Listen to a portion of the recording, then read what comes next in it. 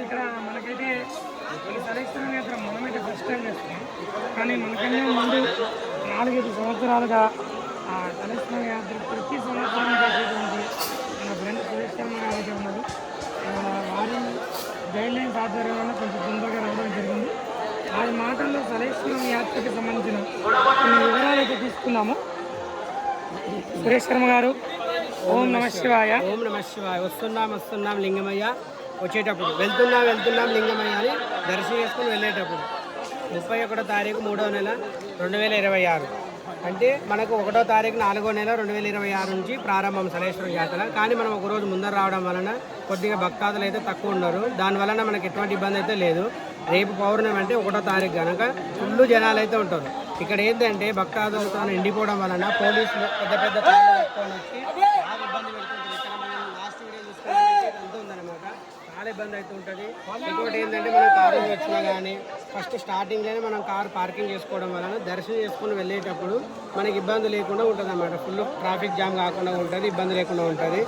మనము పోయినసారికి ఈసారికి అయితే చాలా సంతోషం అనుకోవచ్చు. చాలా ఇబ్బంది లేకుండా అయితే ఉంటుంది.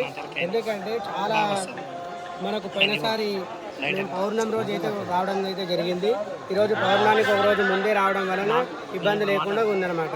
కాబట్టి భక్తాదులు రావాలనుకుంటే తప్పకుండా అంటే ఉదయం నుంచి సాయంత్రం లోపు కాకుండా సాయంత్రం నుంచి ఉదయం లోపు అంటే రాత్రిపూట ఎక్కువ స్వామివారు దర్శించుకునేటట్టయితే ప్రయత్నం చేయండి. ఎందుకంటే కొద్దిగా పైనుంచి ఎండ కింద ఎండ ఉంటుంది, ఇబ్బంది అవుతుంది. రాత్రిపూట అయితే ప్రశాంతంగా స్వామివారు దర్శనం చేసుకోవడానికి అయితే వీలుగా ఉంటుంది. ఈసారి చాలా అద్భుతంగా దర్శనం అవుతుంది. ఆల్మోస్ట్ మనం 90% అయితే కిందికి వచ్చేసినాము. ఒక 10-15 నిమిషాలలో మనం స్వామివారి దర్శనానికి అయితే వెళ్తాము.